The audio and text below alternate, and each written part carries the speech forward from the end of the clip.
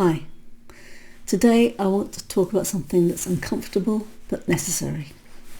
And talking is probably a very good analogy for this, because it's about words and it's about thinking about words, about the mind and about, well, let's find out.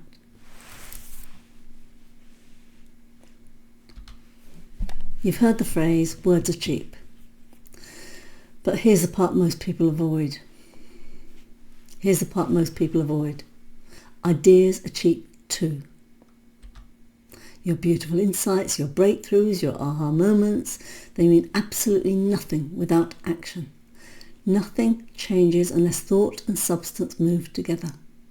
The mind and body acting as one instrument. And here I want to get into why. Humans are seduced by words. We adore words. We love explanations, we love labels, theories, promises and insights. They give us the illusion of movement, the illusion. You can talk about a thing with such conviction that you feel as if you've already done it. This is classic of certain people who may have ADHD or something. This is why people can spend years reading self-help stuff without ever helping themselves. It's why someone can say, I know what I need to do, for decades and do nothing at all. You just watch them. They're just sitting there. They know what to do. They know it all. Have they put it into action? No. Spinoza himself was ruthless about this. For him, an idea is only real when it has corresponding action in the body. Otherwise it's imagination, a daydream, albeit with a good brand. We kid ourselves. We tell ourselves that yes, we're going to do this, yes, we're going to do that. We get the dopamine hit. We love it. But do we actually do anything? No. I'll come on to that later. Martin Butler put it more bluntly than Spinoza. If it doesn't touch your behaviour, it isn't yours. Words are just symbols floating in the air, voices without force, ideas without embodiment. There is nothing to them. They are not substance. And in psychology, in the lab, in the studies, we see the same thing. Talking activates similar reward paths as doing. It's the same hit. You haven't done it, but you think you've done it. Explaining your goals actually reduces the likelihood that you will achieve them. So you're better off keeping quiet, because the praise hit comes early. Words steal the energy that actions need. So keep quiet. Don't talk about it. So let's talk about desire. Let's talk about appetite. And let's talk about the myth of good intentions. Underneath all your words sits something older, stronger and far more honest. Appetite. The body's push, the felt sense, the movement-defining urge. Spinoza called this the conatus. It's the fundamental striving to persist, expand, survive and express. It's not poetic, it's mechanical.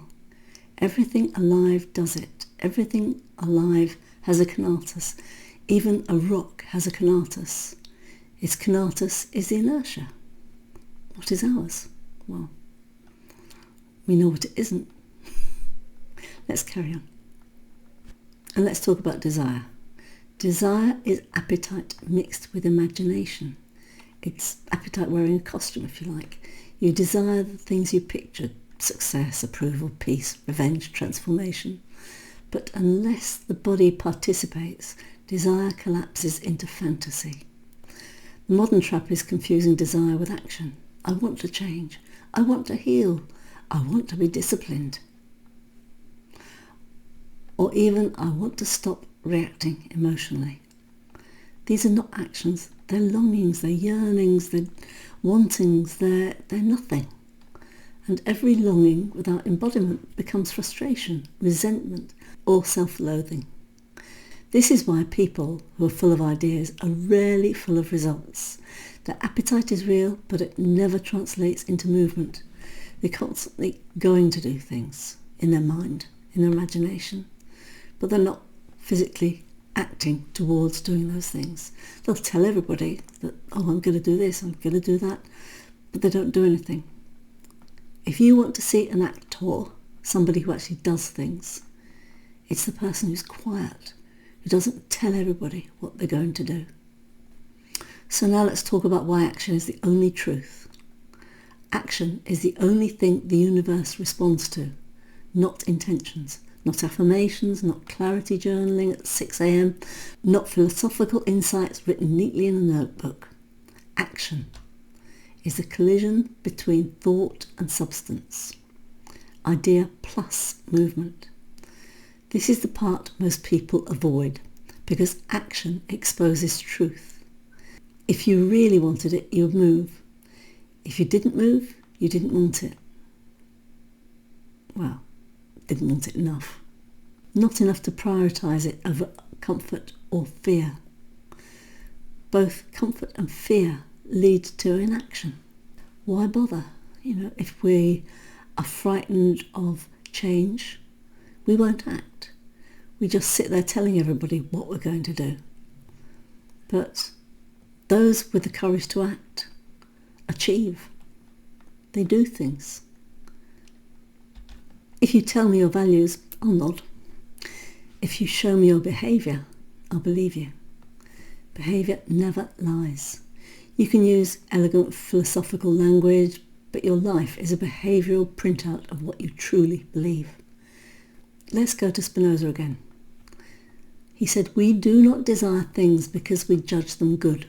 We judge them good because we desire them.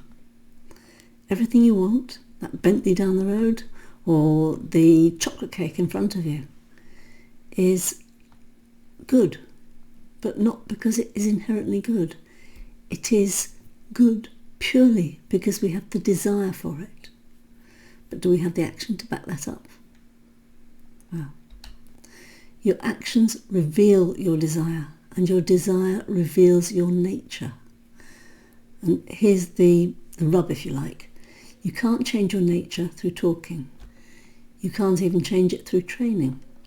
However, you can redirect your appetite with small, repeated actions. Thought shapes the plan, and actions shape the person. That sounds a bit twee, but you kind of get my drift. What we're doing is we're responding to an environment. This is the environment that we respond to.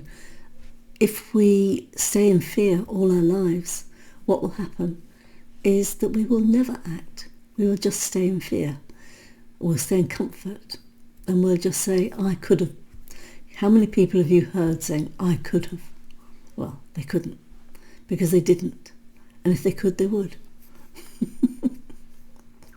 So the action shapes the person that they are becoming. That is their personality. This is not their essence. We're not talking about essence here. We're talking about the personality. So let's talk about the body's role in real transformations of the personality. We live in a culture that worships the mind and ignores the body.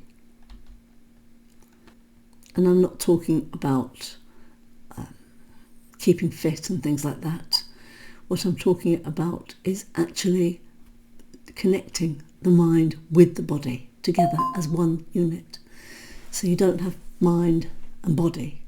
You have a unit, as Spinoza would say. I'll get one of my props out. He says they're two sides of the same coin. I haven't got a coin, I've got a rubber. But say that's mind and that is body. They work together as one. You cannot separate them. You can try, but it doesn't really work. So let's continue with what I was talking about. So all transformation is physical. You can want to be calm, but unless your breathing changes, you won't be. So observe it. You can want to stop reacting, but unless your muscles release instead of contracting, you won't. You can want to build discipline, but unless your feet touch the floor and walk towards the task, you won't. Every real change has a physical correlate, a measurable shift in behaviour or sensation. This is the heart of our realism, what Martin Butler talks about so much. You don't change through thinking about change. In fact, you can't change your essence at all, but you can change your behaviour. And the only way you can change your behaviour is by understanding it. So you don't change through thinking about change. You change through observing the body and acting anyway. There's there's a Gurdjieff quote that I could say here, which is go the whole hog and the postage too. So you don't just do it. If you're going to do something, go fully into it. Otherwise, stop talking about it. Nobody wants to hear what your dreams and aspirations are. Yeah, we could all want to go and live on the moon.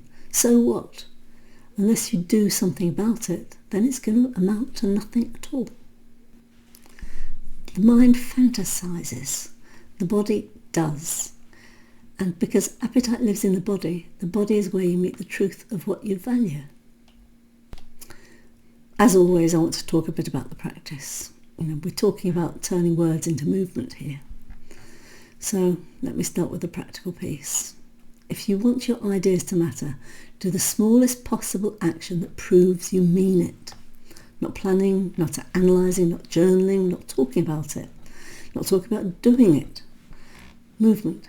Any movement, as long as it's in the direction of your claimed intention. Tell yourself, I will let my behaviour decide who I am. Then pick one thing, tiny and glamorous and convenient, especially inconvenient, and do it. Over time, this rewires you. Remember that our brains are plastic. We don't have a fixed personality. We don't have anything fixed in our psyche, if you like. It is all wired. So, as with any wiring system, it can be rewired. And this is what you do. You do this to become someone whose ideas actually grow teeth instead of apathy. Someone whose words carry weight. Someone whose desires translate into outcomes. None of us wants to be a taco. I think it stands for Trump always chickens out. I think taco will become far more ubiquitous for somebody who chickens out. Anyway, let's carry on. You become coherent, thought and substance acting together. This is the opposite of fantasy. It's the birth, really, of reality.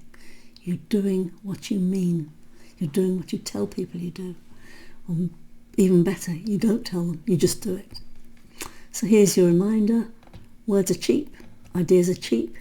Even desire is cheap.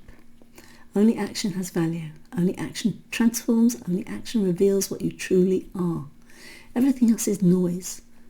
Okay, so until I speak to you again, stay awake, stay embodied, and let your actions speak the philosophy you claim to believe. Thank you.